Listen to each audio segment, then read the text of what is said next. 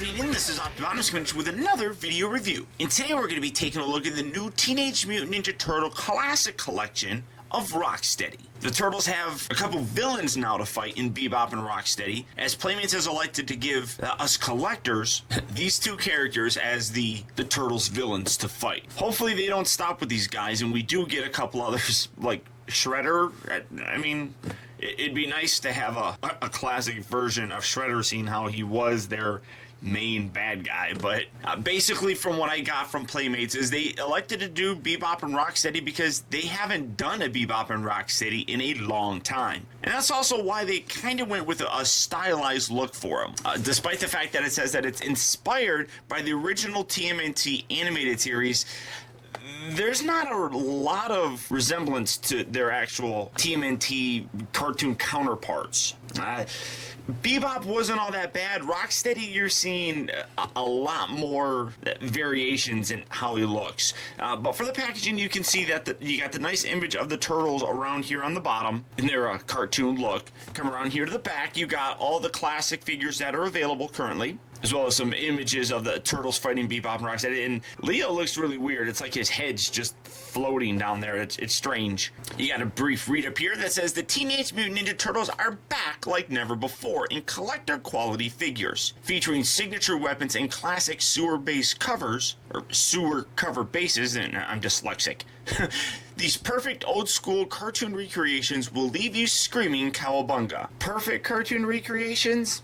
That's a bit of a stretch. But it says, after Shredder's defeat by the Turtles, Shredder and the Krang devised two mutagen experiments that will destroy the Turtles. Bebop and Rocksteady, originally street thugs, volunteered for the experiments and as a result gained superior fighting abilities. The experiments transformed Bebop into a fearless mutant warthog and Rocksteady into a ferocious mutant rhino, hungry for revenge. The Turtles better watch out for these mutants. I absolutely love these. Now, the next wave of classic figures that we're supposed to be getting are the Turtles in the original live-action movie look, which I'm so super excited about. I got a lot of hype for those, but the question remains, are they going to kind of remain true to the source material like they did with the original Turtles, or are they going to venture off and stylize those guys like they've done with Bebop and Rocksteady? Yeah?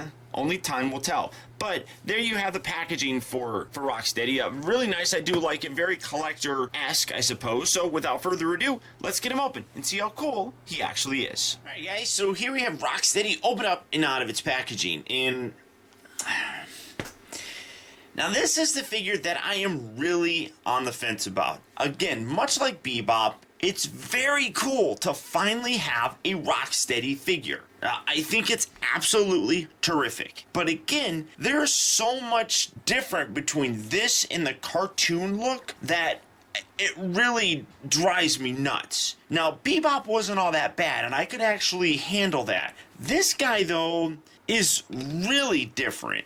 Now, starting off first, again, with the stand, setting him there. As you can see, there is a big difference in terms of the display stand. You got Donatello's with a very nice kind of blackish gray wash.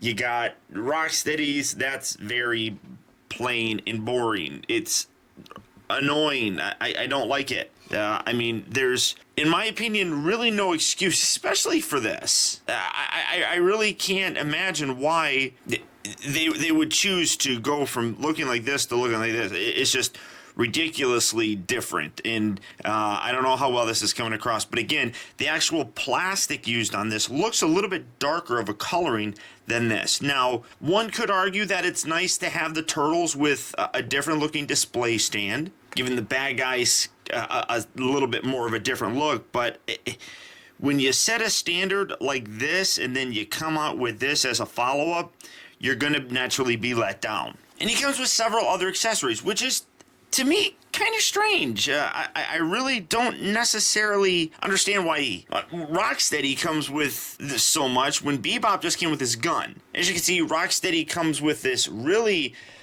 pretty nice looking machete. See if I can get him to stand. It's nothing overly spectacular.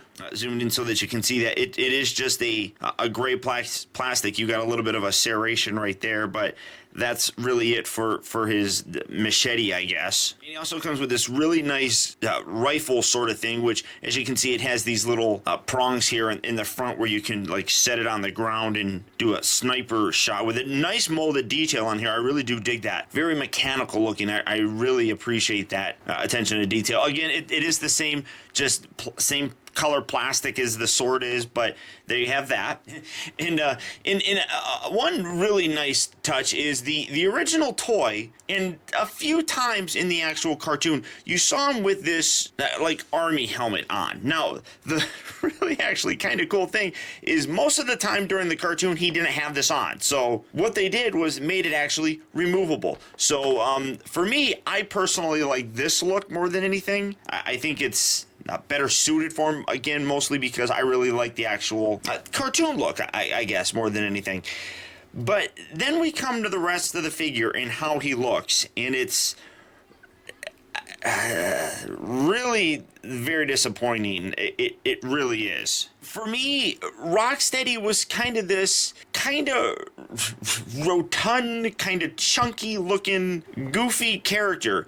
This guy doesn't have that at all. He has a very mean look. You can see his face is really nicely detailed. You got his horn right there, obviously. Nice sculpted detail in here, except that's not how Rocksteady looked, and it's aggravating to me. I mean, he's very muscular looking, when in reality he should be a little pudgy dude. I love that his tank top only comes down to his midriff area. That, again, that's accurate to how it looked in the cartoon. Except he had a little pot belly going on. He's got abs and pecs and stuff here, and he really shouldn't have that. He should be a lot more kind of like slouched over, and not with these giant traps and all this muscle here in the back. And he was a much wider based figure, like his face was much wider and bulky. So for me, this is a real deviation, whereas Bebop wasn't all that bad, Rocksteady is. And you're seeing one of the problems are also with this figure is the figure's unfortunate articulation. I guess maybe you're supposed to keep them bent like that, to keep them hunched over, to replicate that I guess, cartoon look, but it's just really pretty bad. And maybe that's actually the way it's supposed to be, because it does kind of balance weirdly if you don't have it kind of hunched over like that. So I guess that's not too bad. He is missing a sheath here in the cartoon. He always had this kind of slung over his shoulder, something like that. I don't necessarily remember him having a grenade there, and I also don't remember him having this, like, I don't know, arm strap. I mean, I could be wrong, but the other thing that I'm noticing, the pants. The pants very, very similarly blend in with the actual skin tone of them, so it's really kind of annoying. They really need to be more of a brown. They were much browner in the cartoon as well. So again, a lot more liberties taken with the look for the figure. The articulation, again, much like Bebop's, is more limited than what we got with the Turtles. His head really just rotates like this. It kind of moves left and right. That's about it. Little bit up and down, like so. His shoulders move in and out fully, kind of stiff. They rotate all the way around. There we go. You can kind of see the it's like a sloppy paint right here where it's his skin tone underneath there. He rotates at the upper part of the bicep. He's got two joints here at the elbow. This is a little bit more of a range of motion than what we got with Bebop. I like that a little bit more. So that's not bad. You do have the wrists that rotate, and they also do move. They do. There's the cut right there, but wow, that's really stiff. I'm not going to overdo that. How's this one? This one, there we go. You can see that. But again, you have this bit that rotates, and then the little bracelet thing here also rotates. So I don't understand why they need to have that. Get that down there. That's on both sides, obviously. He does rotate a little bit better than Bebop did. He does have a little bit more, I guess, forward and back than Bebop did. The hips here, again, still on ball joints, so you get that. You don't have the actual thigh cut like the Turtles did. You got 2 joints here at the knee.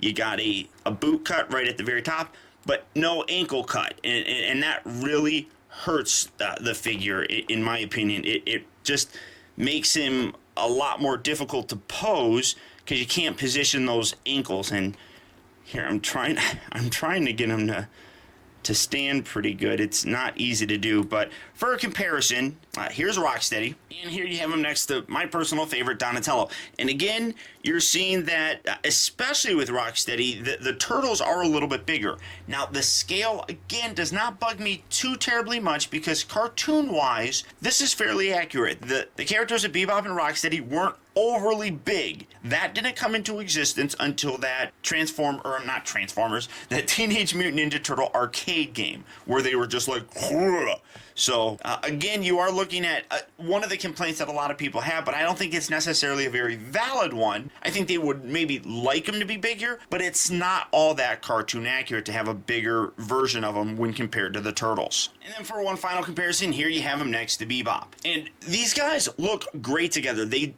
I do appreciate that they are different looking, and if I was wanting more updated looking ones that would look meaner, I guess, this would be a wonderful way to have the figures. My problem, though, is I really do personally much more appreciate the cartoon look that they gave us with the Turtles. And I really had hoped that would carry that on with the bad guys. But these guys really do look terrific together. They really do. They're not what I'm used to and not really what I had hoped for. But again, having Bebop and Rocksteady in my collection is really cool. And that really is the bottom line. It's absolutely cool to have Bebop and Rocksteady in my collection. The unfortunate nature of things is it's not exactly what I had hoped for. Really, perhaps Playmates did us a disservice by giving us such great Turtles initially, because their follow-up figures of Bebop and Rocksteady, for me, just didn't match that same intensity. Rocksteady, even more than Bebop,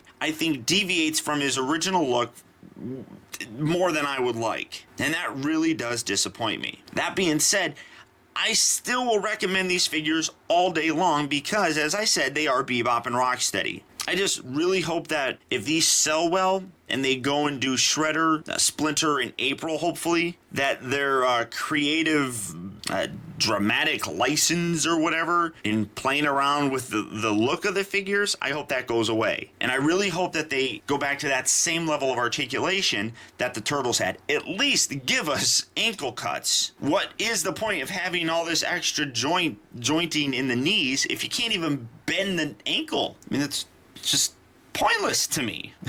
But beyond that, guys, that's about it for the new Teenage Mutant Ninja Turtle Classic Collection of Rocksteady. These are hitting local Toys R Us's and things of that nature right now. Unfortunately, they are exclusive to Toys R Us, at least here in the United States. You're not going to find them at Target or Walmart or Kmart or anything like that. If you can't find them in Toys R Us, go ahead and click on the link down in the... You'll go to Big Bad Toy Store where you can pick up Rocksteady as well as Bebop and any other Ninja Turtle stuff that you might want. But beyond that, that's about it, guys. So once again, I want to thank you for tuning in. This has been Optibotimus. Keep in touch with me. Find out recent purchases as well as all upcoming video reviews all at facebook.com/teambotimus and follow me over on Twitter at twitter.com/optibotimus. And until next time, I'll talk to you later.